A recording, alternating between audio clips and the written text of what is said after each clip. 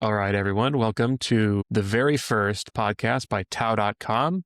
This is The Carrot and the Stick with your host, Garrett, the Carrot, and I'm here joined by Keith, the Stick. Keith, how's it going? Formerly known as the Bit Tensor Guru, or maybe still known, but on this podcast, I'm the Stick. That's right. And so this podcast is really focused on discussing the growth of the Bit Tensor ecosystem. So that's kind of why Keith and I kind of joined here to start this pod. Keith, do you want to dive a little bit, just real quick on your background in Bit Tensor? You're one of the OGs. You're one of the first people in the ecosystem. And just let people know kind of what the context is for this podcast and really like why we're here. Yeah, I discovered Bit Tensor in 2022 and have been actively participating more or less since then. I guess my biggest sort of claim to fame is the Bit Tensor Guru podcast, which was the first podcast in the ecosystem, and maybe kind of our first kind of like foray into community-led media. Really, we've now got a bunch of podcasts now, including this one that probably do a better job than I do, but I could still hang my hat on being an early contributor that way. And then I ran the Bit Tensor Guru Validator, which was acquired earlier this year by Tao.com. So it's now the Tao.com Validator. But I ran that for 2 years and grew a pretty large community following by sending back all of the validator rewards. So back when that started, it was like the validator automatically earned 18%. And at the end of every month, we would do a couple thousand transactions and send them back to the people that staked with us.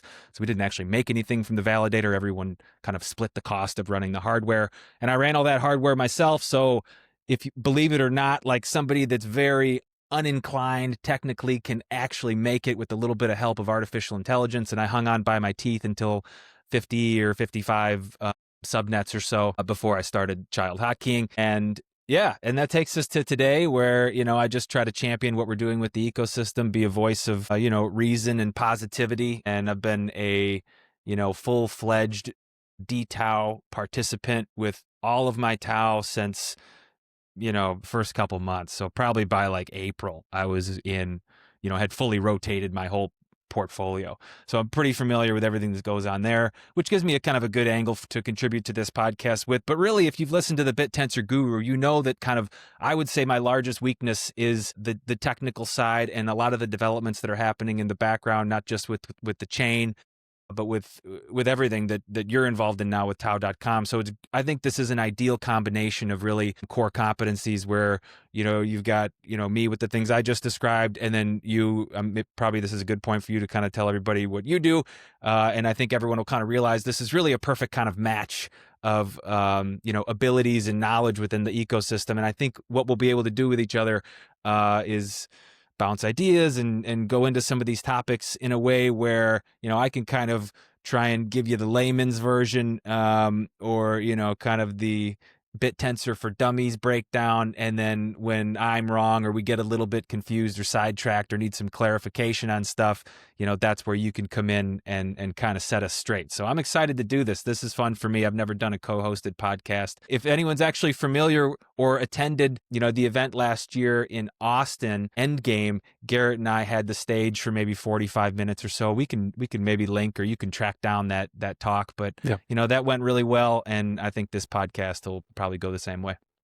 Absolutely. And what an inspiration. When I first joined the Bit Tensor world, the Bit Tensor Guru is how I learned about a big chunk of the ecosystem. And now we're here joining forces on this pod. So, Bit Tensor is one of those crazy ecosystems where, people don't really leave and more people keep getting added to the arena every day. And it's been a really cool experience. So a little bit of background about me is before joining Tao.com and co-founding Bittensor, I was the CTO of the Open Tensor Foundation, and I got exposure to a lot of projects, not just related to the subnets that other people are building, but really to the protocol itself. And that's what I'm continuing to do here at Tao.com as head of protocol, and really making sure that Bittensor is as ready as it can be for massive scale and growth as all the subnets are building these amazing companies and working on these big projects, solving these problems and innovating. We want the ecosystem to be robust and to be ready for that scale that's coming and that is already arriving. And so that's what I'm here to do at Tao.com. That's really what this podcast is focused on. is talking about those kinds of changes that are coming and really like just diving into that conversation and hopefully inspiring some other conversations to get created out of this about really what Bittensor needs to go from where we're at now to where the ultimate goal is. How do we get to thousands of subnets? How do we get to putting Bittensor at the center of the AI stage, as in terms of innovation, in terms of startups, and really the future of not just AI, but the future of work in general in the AI field. So without further ado, let's just dive right into it and let's talk about some of the big things that are happening. We just had the very first halving in Bit Tensor. Some call the halvening.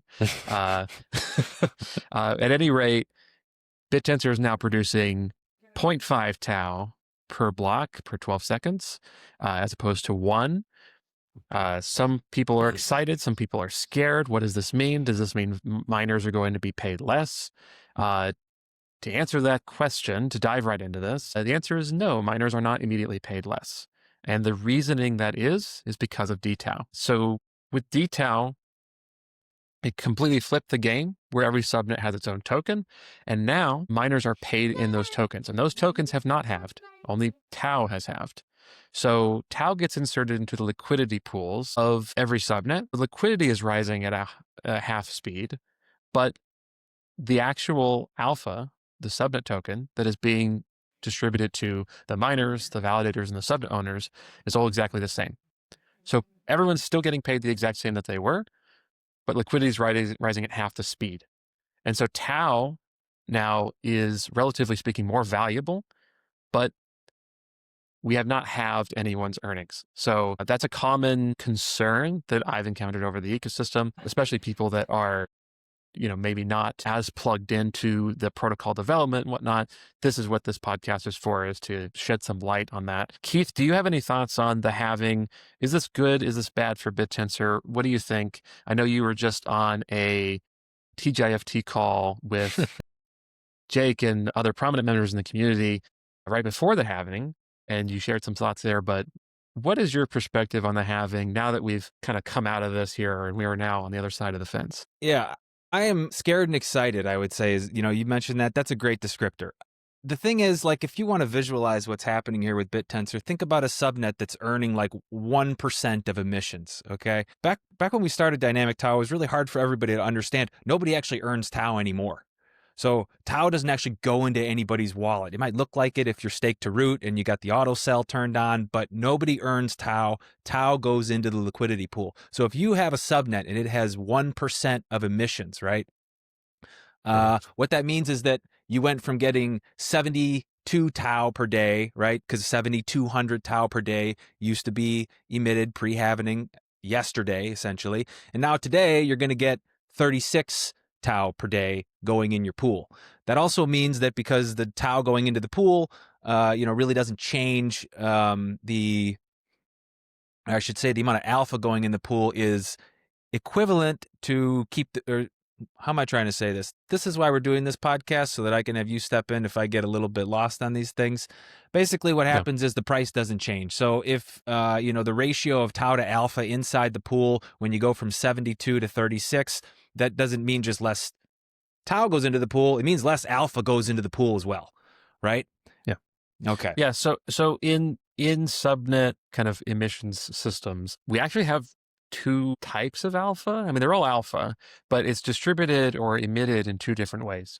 There's alpha that's being injected into the liquidity pool alongside Tau, and the amount of alpha there is whatever needs to be inserted to keep the price the exact same, right, to match the level of Tau emission. Right. So alpha in the pool is now also effectively halved. It's capped at 0.5 to match the Tau halving. But the alpha that's actually being paid to the miners, the validators, the subnet owners actually comes from alpha out of the pool. And that's where, if you ever look through the chain code, if you want to get as nerdy as me, you'll see references to alpha in and alpha out constantly. Alpha out is alpha that is being distributed to everyone outside of the liquidity pool. And so that has not halved. That is still capped at 1 alpha, not 0.5. And so that is distributed across everybody. And so that's the reason why everyone's still getting paid the same.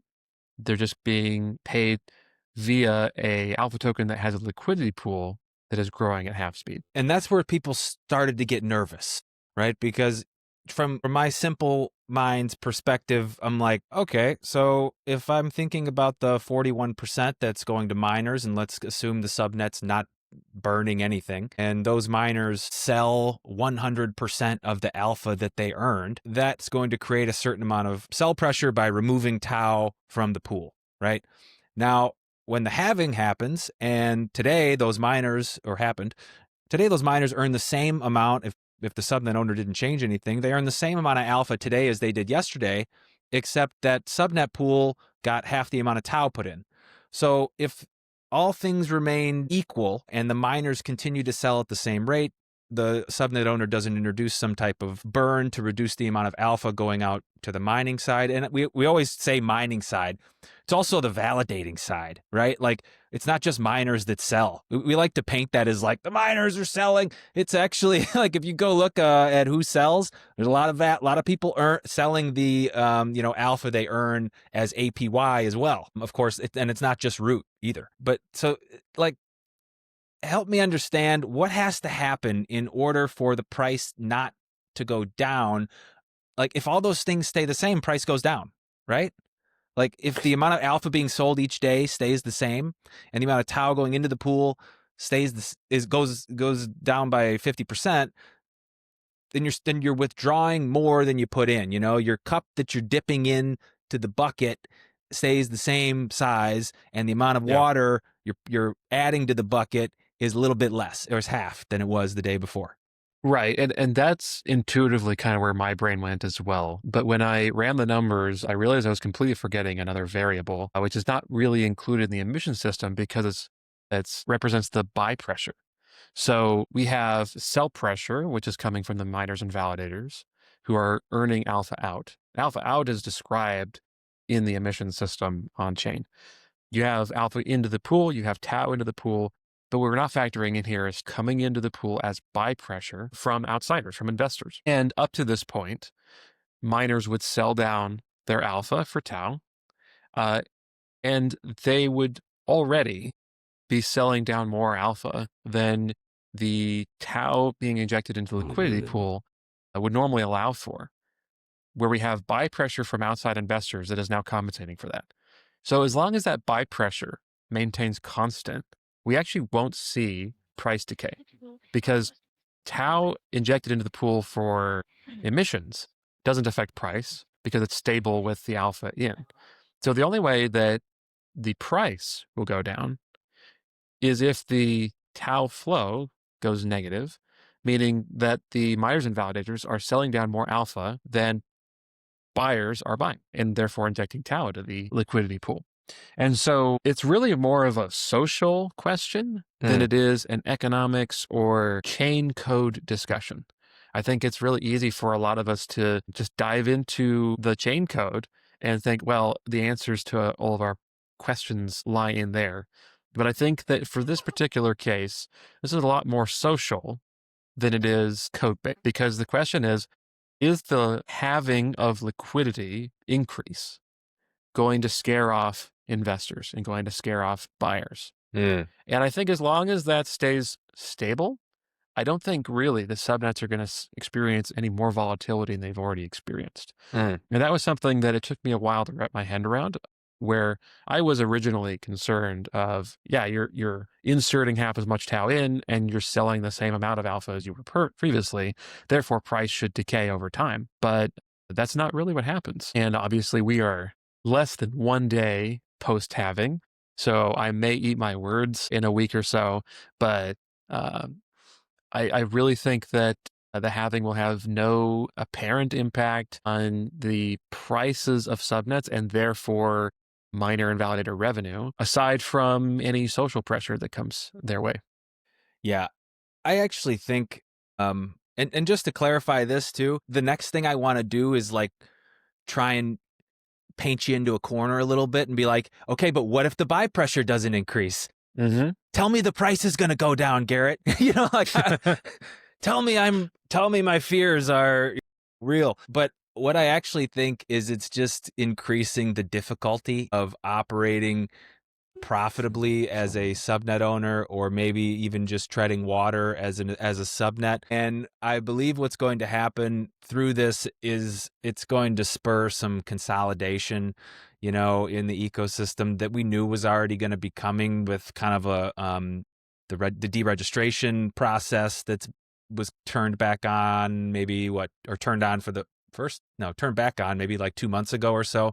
Yeah. And then we'll talk about some other things on this podcast as well that I would say are sort of like, they're not officially like buy pressure, but they're going to increase interest in the subnets at this point, hopefully in a way that we haven't experienced in the first 10 months or so of dynamic Tao. And I'm sort of relying on those things. Like, I'm taking what you're saying. I'm taking what Const, Jacob Steves, co-founder of Bit Tensor, is saying, and basically what it seems like, that if I like bring all those opinions together, what it seems like is that everything's just going to be happening faster and at a greater impact level than it would be if there wasn't so much kind of Tao flowing into the pool. So if your price was going up, it's going to go up even faster. And if your price is going down or was going down, it's going to be going down even faster. So I think you'll see this kind of bifurcation of subnets now that the halving has happened.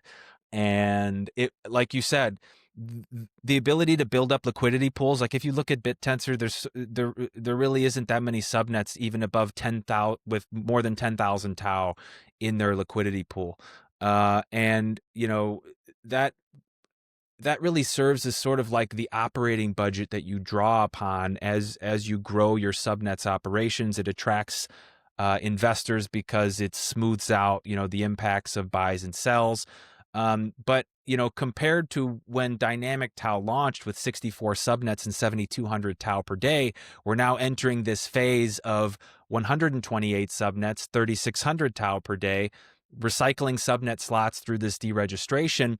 And in my opinion, like, it's at least X harder now to build that pool, and that feels like, to me, we're going to have a culling of the herd. And I like that, even though it's painful on some of your dark horse bets. Obviously everyone's got their favorites that aren't maybe in the, the top half of the Bit Tensor subnets or whatever. And I think we'll see some of those live or die by this. That's what dynamic Tau, that's what Tao Flow is supposed to do. It's not necessarily supposed to consolidate power, but it's supposed to take the subnets that are doing things effectively and give those a representative portion of their contributions to Bit Tensor in a fair way that really it probably wasn't going to happen without Tao Flow, and maybe without this increased pressure that we're seeing from the halvings. I like it, even though as someone who currently owns a subnet that, isn't doing so hot on the emissions front, I still think the whole setup is fair. And anytime you like make a game more difficult, you find out who the real winners are. If you got like all of these abilities to manipulate, or, to play some kind of funny games with the emissions, and to kind of hang on for longer without having to keep people interested in your subnet, because, that's kind of how the dynamic Tau was working before Tao Flow. I like it from a difficulty perspective. I like when games get harder. If you think about games that you play, or like anything that you're good at, or even a video game, like when you ratchet up the difficulty level, you find out real quick if you're good or not, and that's what we essentially just did to this whole ecosystem.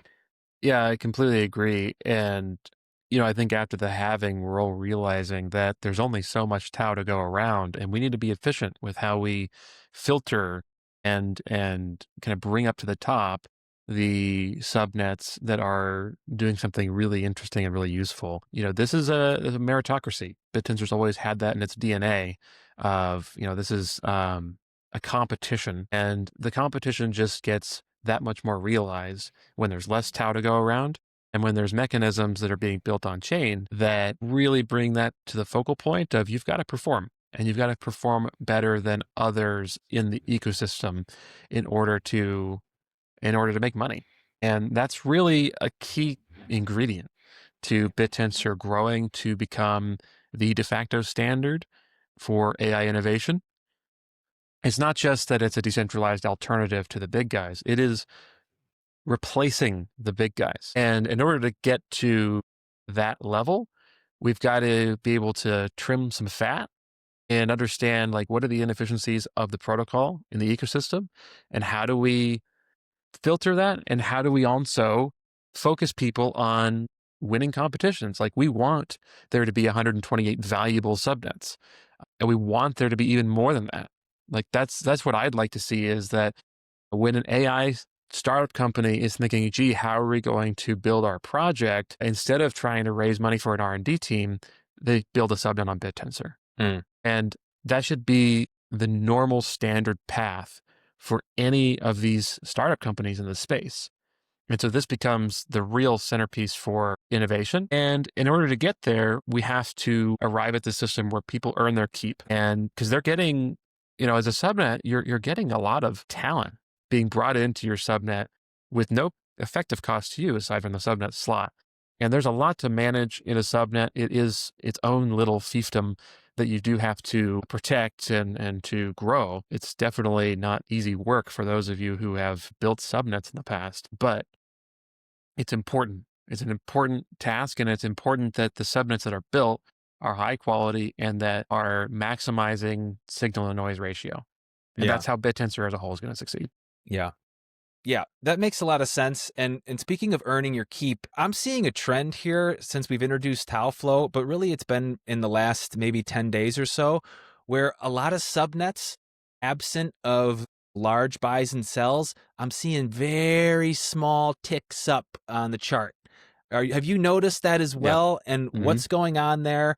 How is, Tao Flow sort of being played by the subnets at this point? And what is the outcome when you see these charts sort of slowly climbing the mountain, independent of the larger buys and sells?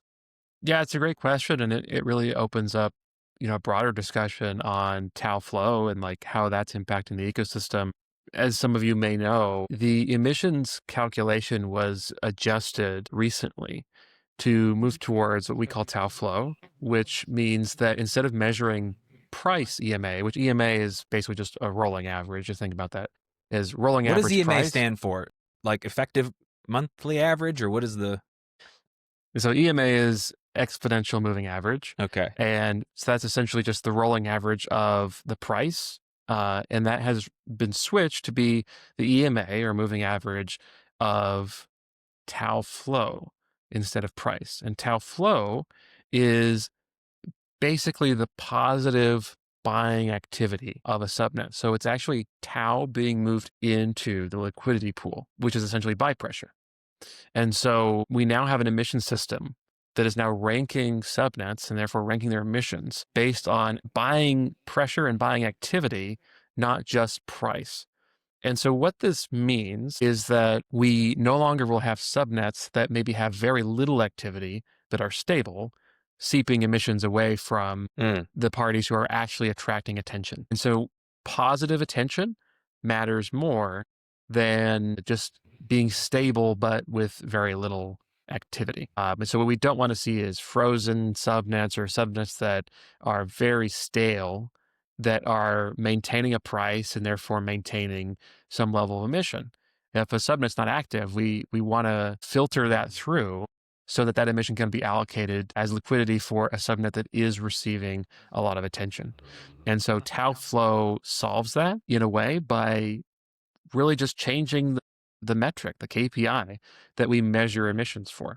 So that's really what Tao Flow is doing here. And I think we're starting to see the subnets pick up on that, adjust their strategies to try to guide more attention to their subnets and to try to factor that into their business models. And then I've seen that with my own Tao bags climbing slowly up and up and up. And we're seeing that inch forward because people are starting to react to this. And I think this is another change where people were excited, but also a little bit scared at the same time because they weren't sure how this was going to affect them. But I do think this is a better cape for how you measure one subnet versus another compared to just a rolling average price.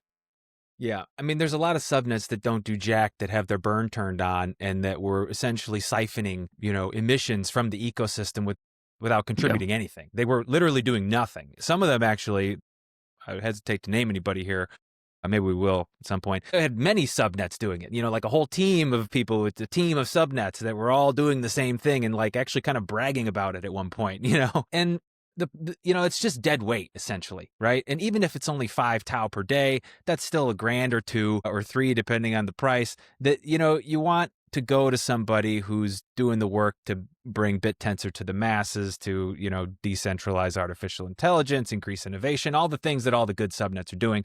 So we gotta cut that dead weight. And that's why Tao Flow, makes a lot of sense, even though it of course introduces a lot of like uncertainty around how things are going to work. It is, in my opinion, a necessary uncertainty, considering how emissions work on our blockchain and not on many blockchains. But as far as I know, for projects the size of Bit Tensor, I don't know of any other blockchain doing this type of thing that's in like the top, whatever, top 30, top 40, whatever we are at this point. I don't really stay up to date with those things, but I've never heard of it. So as far as the larger products or projects are concerned, I think we're kind of like leading the way on this. And it takes a huge, leap of faith to do this type of thing, because it introduces a lot of, I would say, hesitancy around maybe bigger money coming into the ecosystem, because they're looking at a financial model that they're not used to investing in. Mm-hmm. And you kind of want to be able, like, if you got some big bags, it's nice to be able to pump up a subnet and then ride the wave of the emissions that you've created there. But now we've basically got like, this what have you done for me lately thing, and if it's 0 or negative, then you're not going to be earning any emissions. One quick point of clarification. So you've got the price of the subnet, which is basically just the ratio of tau to alpha in the pool, right? That's the price of the subnet. Then there's the EMA price, and then there's emissions. Is the EMA price different than emissions? Do you know how that works? It's essentially the same. I mean, emissions, like you get deregistered by your EMA price. This right. is the way that Mog Machine explained it the other day. A guy that runs Tau Stats, So, if anyone's unfamiliar. Maybe, do you know how that works? Talking about the old pre-Tao Flow system, emissions was calculated based on the EMA price. And so it was like a relative value. So if you had 1% emissions, it meant that your EMA price was 1% of all cumulative EMA prices. So that's essentially how emissions was calculated. So if you had 1% emissions, then that's what that represented. And so here with Tao Flow, it's the same thing, where you have Tao Flow, your net Tao Flow. So the net amount of Tao being inserted into your pool through bypressure relative to everyone else represents 1% or 2% or whatever the emissions is. Okay. Yeah. I'm starting to learn something now. This is good. Okay. So let me, hypothetically, in this scenario, if Shoots gets 100 tau, is it plus 100 tau over, is it 89 days that we're doing it at this point? Or what, do you know what the length of time that this is calculated? Like, it's not going back to February 13th to try and figure out the Tao Flow, right? It's based on a certain amount of history. Yeah, it should still be a 30-day. Oh, it's still a 30-day. Okay. Yeah. And so basically, like when Tao Flow was first launched, it did use the existing EMA up to that point of EMA price, but transitioned over the period of time to use Tao Flow. So we didn't really go back in time and try to recalculate emissions since the beginning of DTAO. Yeah. We just kind of carried forward from where we had left off. Okay. So assume over the next 30 days, like, subnet, new subnet gets registered or whatever, and they get 100 tau inflow, and Shoots gets 100 tau inflow over the same period of time. Shoots, if anyone's listening, that's the number 1 subnet on Bit Tensor, has been for a while, at least. I think actually, as far as price is concerned, but from emissions concerned, maybe it's lost the top slot at some point or another. Anyway, so then those 2 subnets, independent of their actual price, would get the same emissions, because they've had the same flow. Do you know what I'm asking here? Like, if I have 100,000 tau in my liquidity pool and my net inflow is 100 tau, or I create a new subnet and I have 100 tau in my liquidity pool, and I add a 100 tau into it over 30 days, are we getting the same emissions? Yeah, if you're getting the same bypressure over the course of 30 days, then absolutely, you'll be getting the same emissions as top dog. So the rise to the top for a new subnet is very feasible at this point. You would actually expect I think, well, I don't want to say anything about expect because who the hell knows what's going to happen? Nobody knows. That's the awesome part of Bit Tensor. But like, yeah, that's something I think that's a little bit mind bending to think about. Like, how am I going to, you know, like the reason then shoots should get, you would think, more investment is because of the stability of the whole subnet, because of the liquidity pool. So maybe for every 100 Tau that goes into this newer subnet, you would expect shoots to get way more because it's attracting bigger investment, because it can support these buys at a much greater level because the price doesn't change and the people don't dump and the whole thing. Yeah, that's really interesting. I didn't know that it was independent of the price. It makes a lot of sense, and it really levels the playing field. I agree. It allows you with it actually kind of sort of flips the narrative, which was, even in my own mind, sort of like, established subnets, they're going to be the ones that take off with all of the emissions. I don't actually think that's as true. Okay, so then hypothetically also, if you are getting this like a greater level of Tau Flow investment than your price, like price doesn't even impact anything at all, right? So it's all of your emissions is based 100% on the flow, and price is completely taken out of the calculation. That's correct. It's taken out. And indirectly, price is still a part of this whole orchestra here. But really what we're talking about is that Tau flow becomes the new centerpiece for emissions calculation. And of course, if your price is not attractive enough, then that's going to affect how many people are going to be buying, and that's going to affect your Tau flow. So it does matter, but it doesn't directly calculate the emissions at this point in time. It matters from a demand standpoint. If you're overheated, and your subnet's done a big leap in value or whatever, you're not going to look as attractive as if, your price was, if you're doing the same thing, but there was 10,000 Tau less in your pool, And I want to add here that the EMA part of this is huge for a new subnet, is that even before the Tau flow change, new subnets could command a pretty high price, but it was about maintaining that price that was difficult. If you have very low liquidity, your price is going to shift a lot faster than a high liquidity, highly stable subnet like shoots. And so you could have moments where your price actually does shoot up really high. It's about maintaining that price over a long course of time, especially as the total issuance of your alpha token and the liquidity in your pool increases. And that's the real trick with a new subnet, is you get a lot of buyers up front in a very low liquidity environment, and then the price usually tanks because alpha issuance rises, miners sell down, and price decreases and eventually finds its stabilizing point.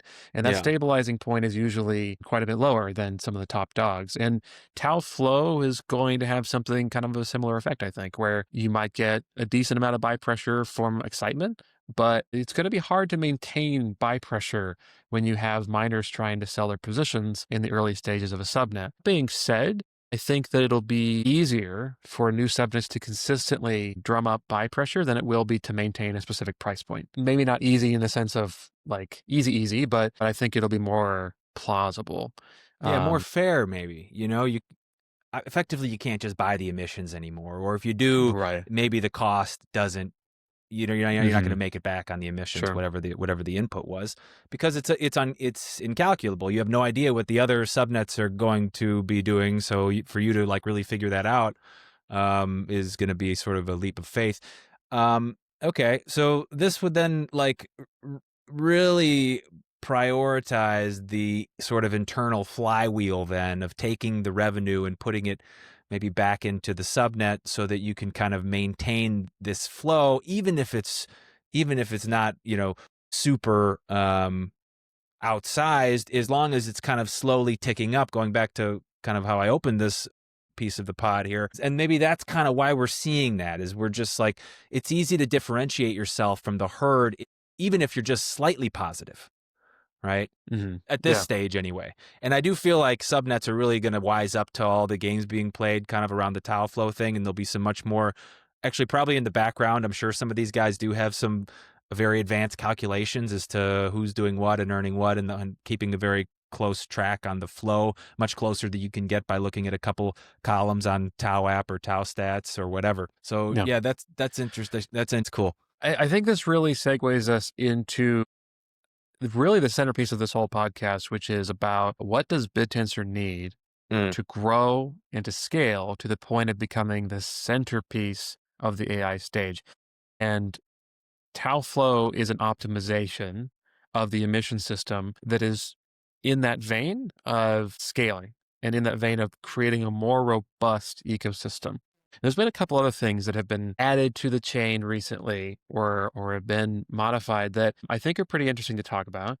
What I want to dive into do next is root swap, and what that means and how that affects everybody, and kind of what does that mean for the future and the subnet economy that we're kind of diving into with Tao Flow and kind of going to that. So real quick off the bat, what I mean by root swap is that there is a new configuration that users or stakeholders can make on their root staked assets. So if anyone here has a Bittensor wallet, if you're not fully invested in subnets and you have some Tau, most likely you're going to be staking that Tau to root. Hopefully you are. If you're not, you're leaving money on the table, so get it in there. You're leaving money on the table. So you're used to receiving back Tau as rewards for staking your Tau on the root network. But what's actually happening under the hood is your validator that you're staked to, hopefully the Tau.com validator, is earning alpha in all of the subnets and quietly auto selling them down to get you your Tau. And now the stakeholder directly has an opportunity to opt in to switch that to just keeping the alpha tokens without having to sell them down for Tau. Now, why would you want to do this? Well, for one, it actually will help the ecosystem grow faster and therefore will actually help you as a stakeholder in the long run because you're affecting the sell pressure of that subnet. When your validator earns alpha on your behalf and sells that alpha down to give you your Tau, that's sell pressure on the subnet, which will over time affect price. And if you opt to keep your alpha rewards, you still make money. You're still making free money with zero risk, but now you're collecting alpha. So you're growing a position in all of these subnets, all of these AI startups. And so you're still making money, but now you're reducing the sell pressure on the subnets, which will increase your bag ultimately. And this is a feature that was added that allows the individual to make a change to opt into this.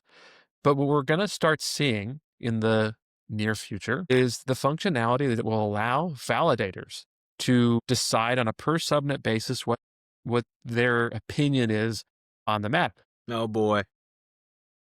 Stakeholder can defer to the validator for what that option should be. Should you sell down for Tau or should you keep the alpha? And that can be done on a per subnet basis. So some subnets you may want to sell down for Tau so that you can reinvest that into other subnets. And some subnets you may want to hold on to the alpha. Okay, hold on. I have to ask you a question real quick. So just for clarification, we're talking about root swap. So what is root prop then, or root proportion? Right. Great question. So when people talk about root prop, they're referring to the total influence that root staking has within a subnet. And so what I mean by influence is that if I have, let's say 10 Tau, and I want to stake that to root, that influence affects the stake weight of whatever validator that I've selected on every subnet. Now, how much does that affect it? Is it 1-to-1 with alpha? Is it more than alpha, less than alpha? And the answer is that it actually is only 18%. And so Tau actually has less staking influence over a subnet than alpha does. So if I have 10 alpha and I have 10 Tau that's staked to root, the 10 alpha will have more influence over the subnet than my Tau will. So I stand to actually make more money by being in alpha than I do in Tau. But on day one of DTau, nobody was in alpha. It was staked to any subnets. They were all staked to root. And so when we think about root prop, we think about how much of the effective stake weight of a subnet is root and how much is just alpha.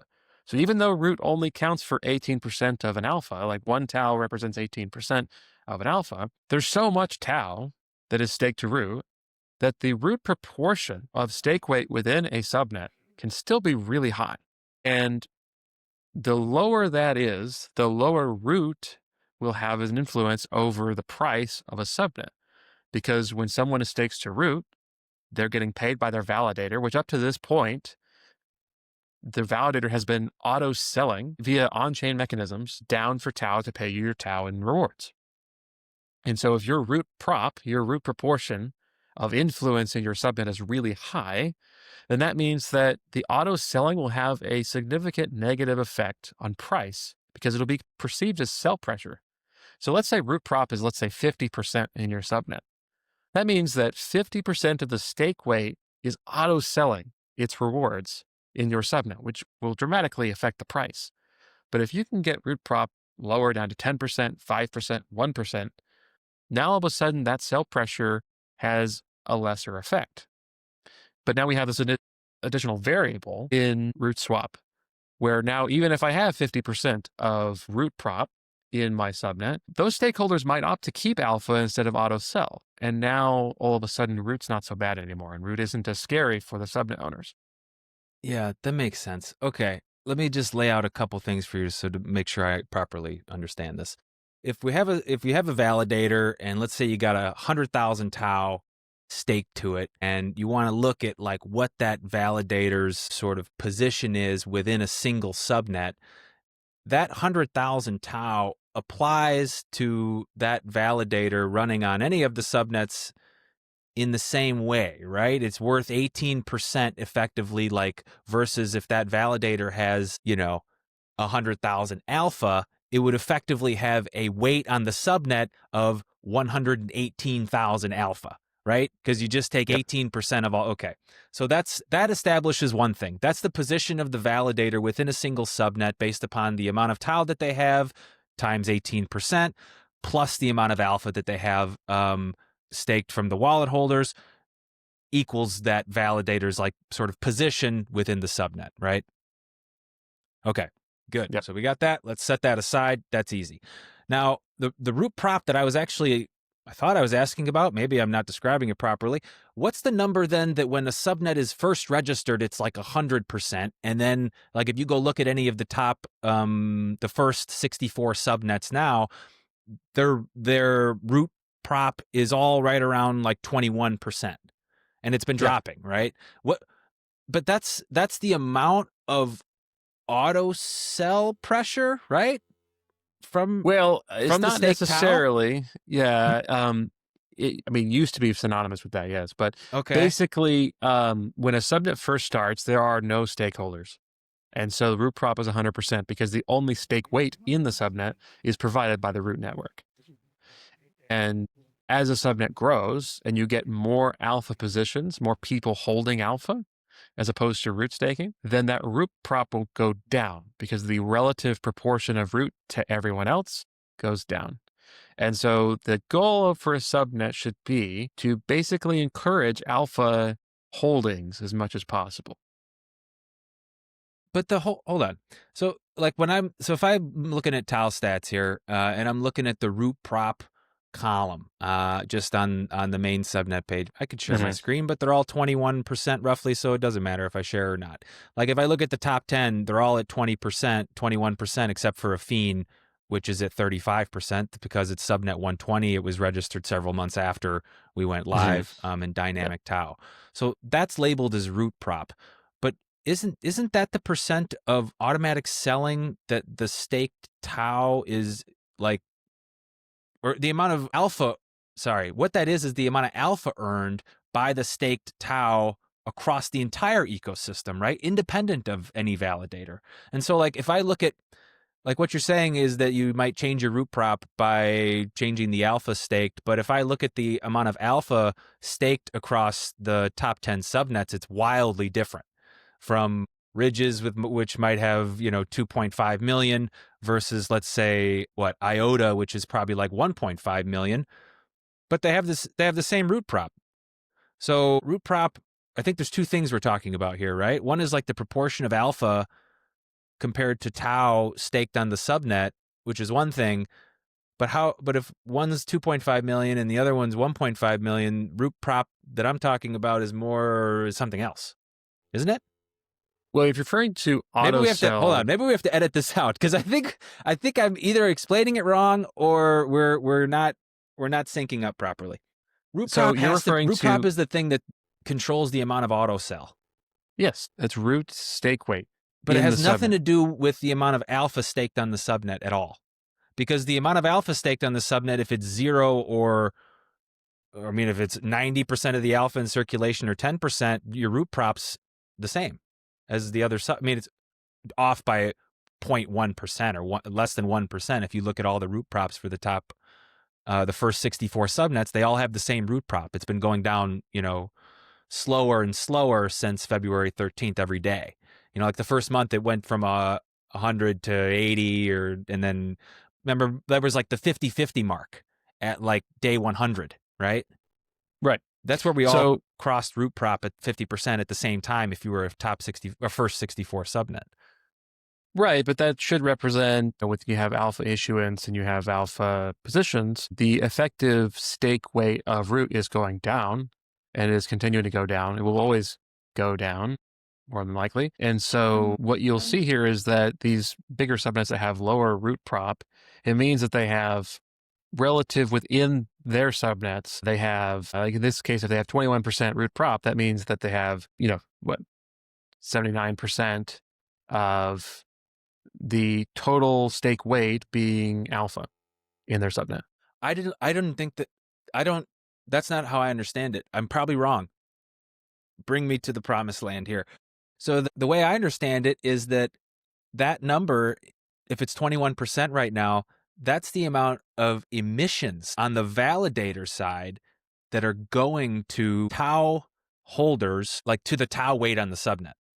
So if the Tau on the subnet and the alpha on the subnet is that's staked is effectively the same, and you just have root prop of 50% after 100 days, and after 200 days, you're at root prop of, let's say, I don't know, 30%.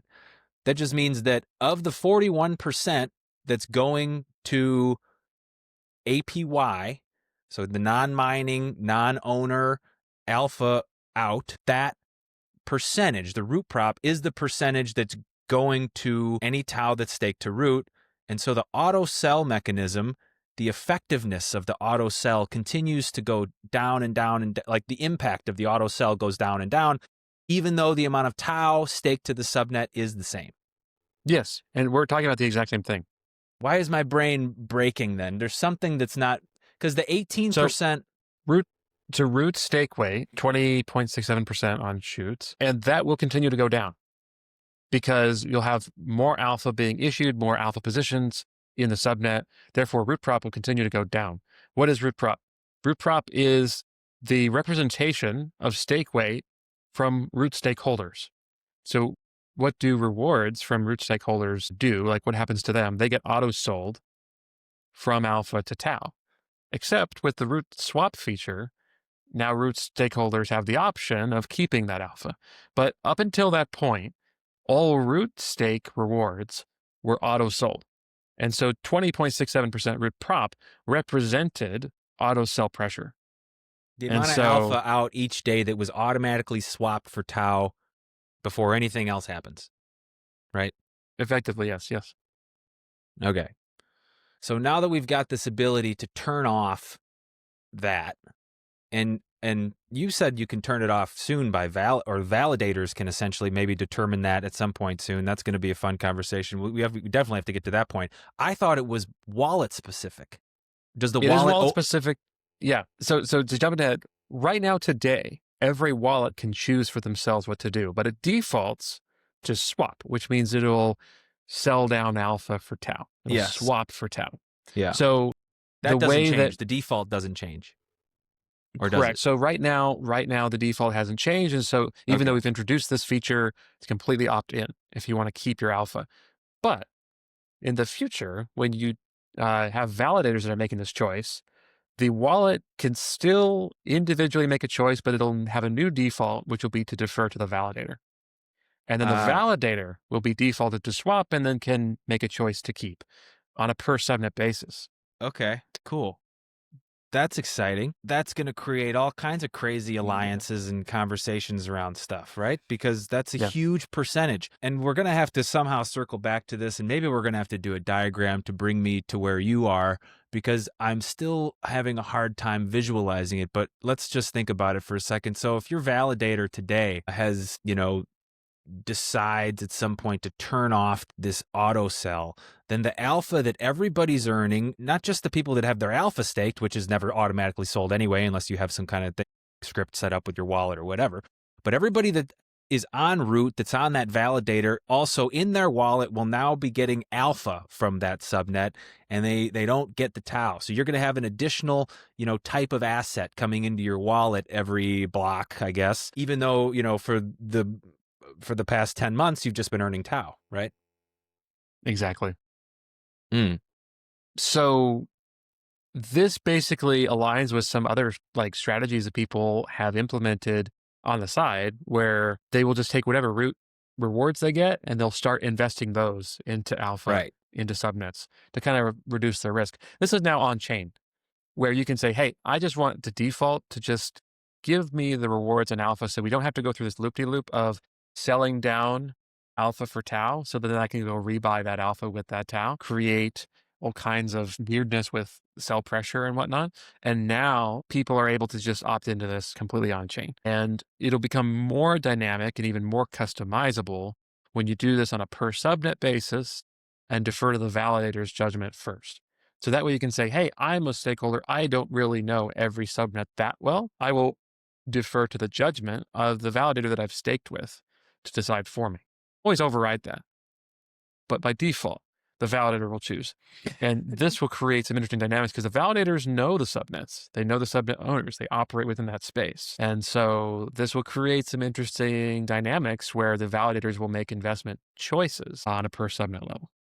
This is super important for new subnets, right? I mean, it's important for existing subnets, but because the root prop of being around 21% for all of the first 64 subnets, when you turn off this auto swap, it's going to have 1/5 roughly of the impact as if you turn it off for a brand new subnet that's at 100% swap, right? Yeah. Am I describing that right? Yeah, so this is huge. Okay, so if we take into a practical example, Affine is at 35% root prop currently, and Shoots is at 21%. So when you shut the swap off on all the validators for Affine, that's 35% of the 41% alpha out that would normally go to people that are staked to Affine, right? Am I describing It's not that quite properly? the 35% of the 41%, because we're talking about staking rewards from the validators. So the validator will have their cut and whatnot. But essentially, yes, that's what we're dealing with here. Is this has a massive effect on sell pressure for subnets, and Practically, for new subnets real quick, especially. practically, I gotta get this out because I'll make sure I get it right. If you start a new subnet and you can convince the biggest validators on Bit Tensor that have most of the stake, let's say you can get 80% of the validators to turn off their swap on your subnet, okay? 80% of the effective weight of Tower. Doesn't that effectively bring you down to the same root prop as the first 64 subnets who are also at 20%? You know what I'm saying?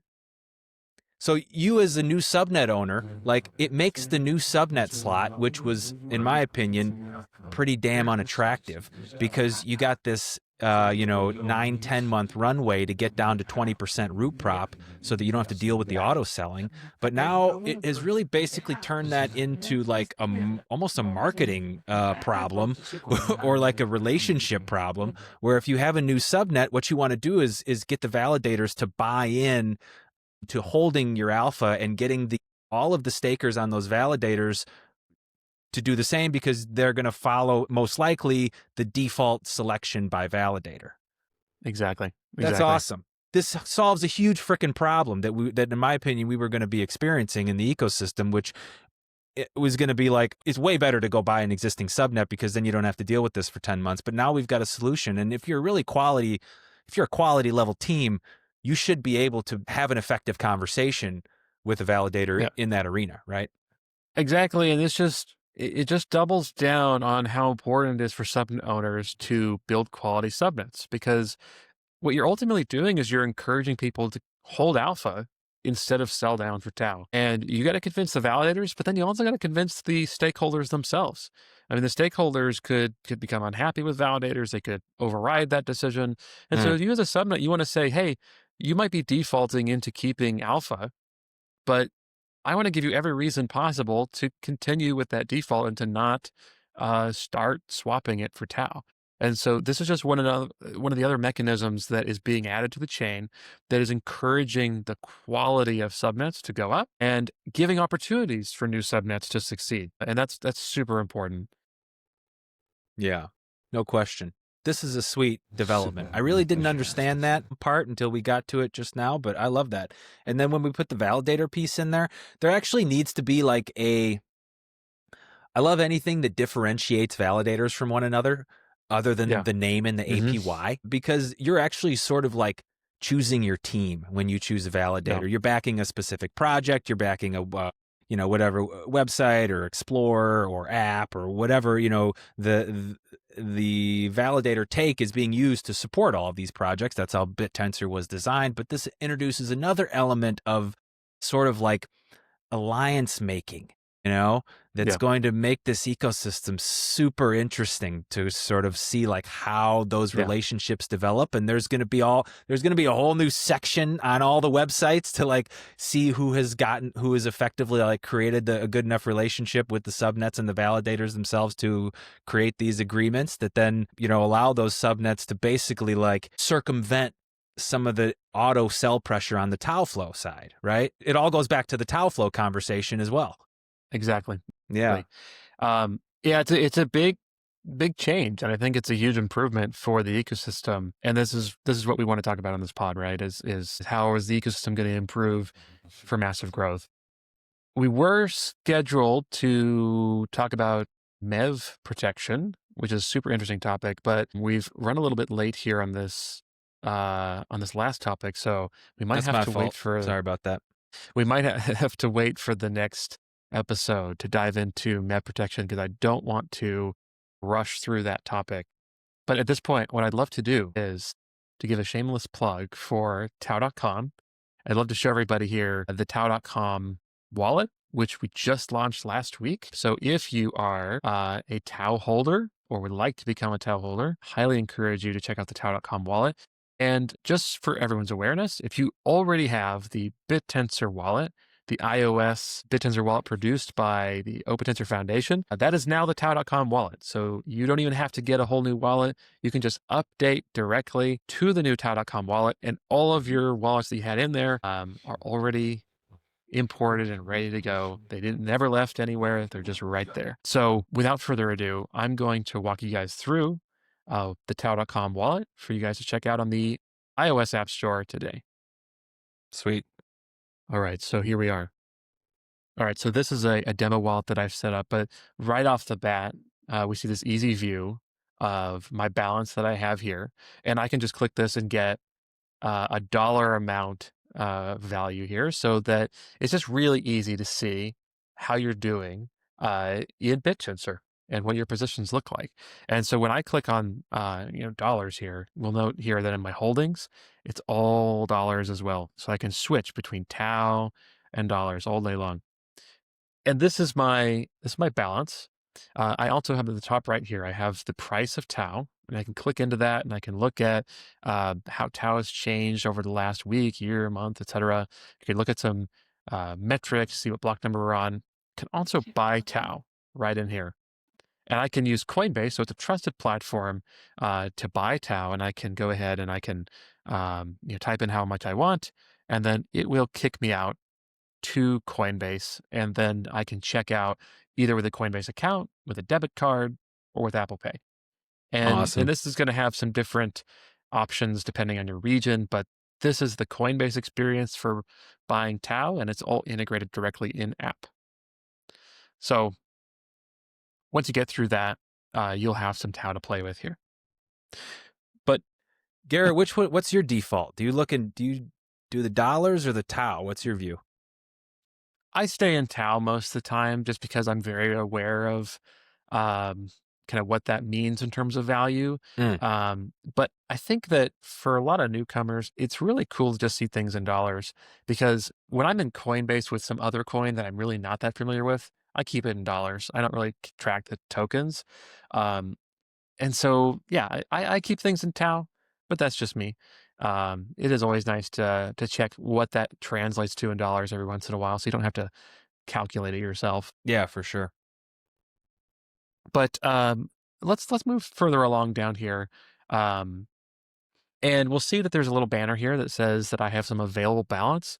We said at the beginning of this pod that hopefully you, as a Tau holder, are staking your Tau. And if you're not exposed to subnet alpha tokens, then hopefully you're staking to root. And that's what this is. And so here you can stake maximum, or you can just type in a specific amount that you want to stake, and it'll stake it right to the tau.com validator for you. And that just makes things super easy so that you don't have to think about this really from a holder's perspective, is it just shows you right here that, hey, you've got some free Tau that's not earning anything, and you could be earning an APY. And that just makes things a lot easier. So you don't have to hunt that down and worry about that.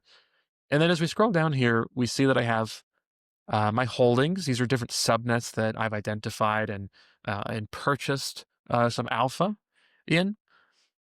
And I can go and look at any one of these, and I can click on, let's say, IOTA, for example, and I can see how my hold has changed over time. I can look at my alpha tokens and see that. And then also I can go in here and I can say, okay, well, I actually want to learn more about IOTA. Well, I can go in here and see price information, how that's changed over time. They're up 30% this month. That's awesome. I can see rank information and stats. I can also just see more qualitative information about what is IOTA and dive into that and who is this team that's operating IOTA. Let's look at Macrocosmos. We can see here, oh, there's Stefan, there's Will. I can learn more about them as people. I can learn more about how to follow them on social media.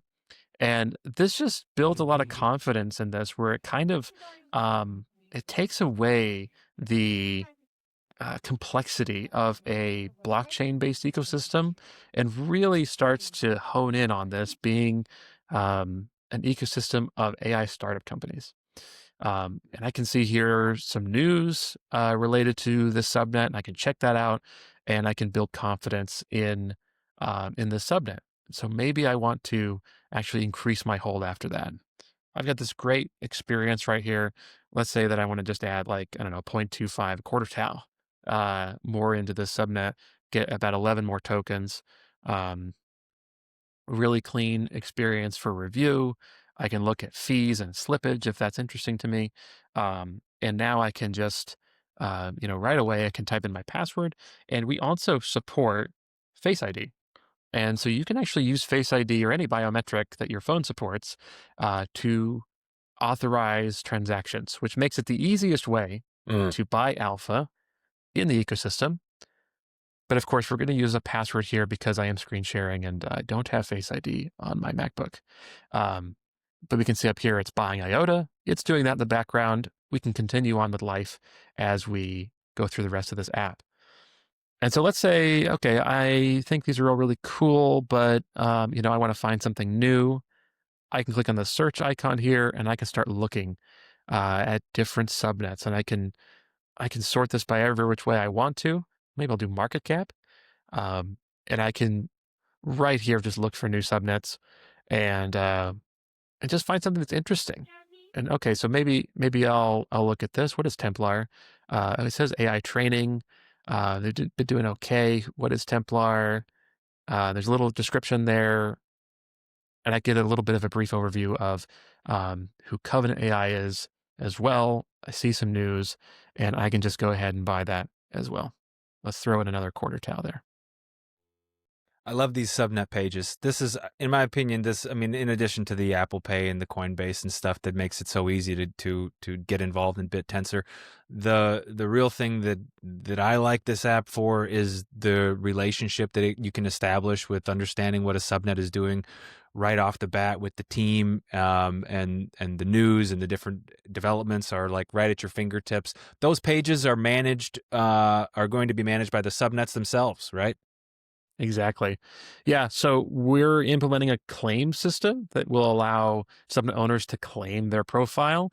And then instead of counting on us to try to fill in as much information as we can about them, they can fill in that themselves. And so we want this to be the most rich experience for finding information about subnets in the ecosystem, where we're bringing together information from all the different facets of the ecosystem, whether it be Twitter or YouTube.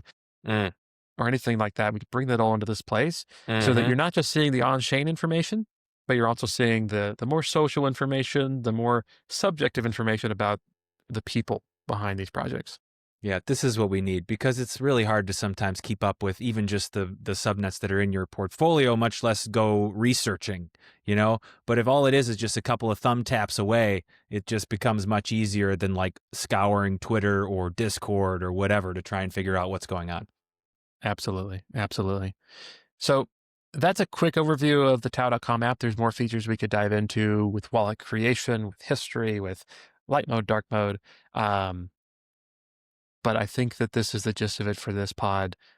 Check out the Tao.com app and just let us know what you think. I'm really excited to have everyone brought in on this and help with our part on growing Bit Tensor as an ecosystem, bringing access in as the gateway into Bit Tensor, and just growing with massive scale. So everyone, this has been the Carrot and the Stick podcast by Tao.com. I'm your host, Garrett, along with Keith. Thank you guys for tagging along. I'll see you next time. See you guys.